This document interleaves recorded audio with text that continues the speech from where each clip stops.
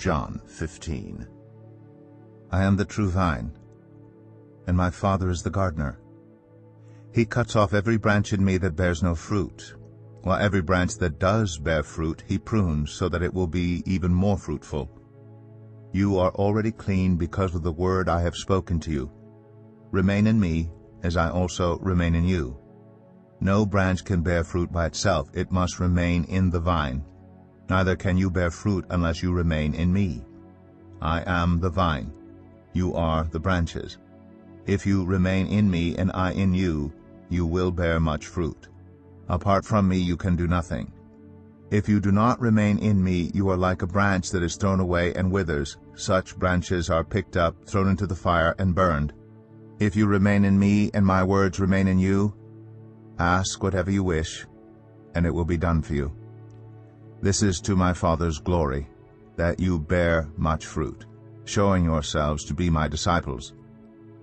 As the Father has loved me, so have I loved you. Now remain in my love. If you keep my commands, you will remain in my love, just as I have kept my Father's commands and remain in his love. I have told you this so that my joy may be in you, and that your joy may be complete. My command is this: love each other as I have loved you.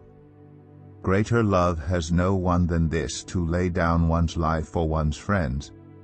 You are my friends if you do what I command. I no longer call you servants, because a servant does not know his master's business.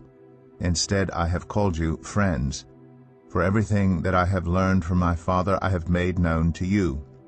You did not choose me, but I chose you and appointed you so that you might go and bear fruit, fruit that will last, and so that whatever you ask in my name the Father will give you.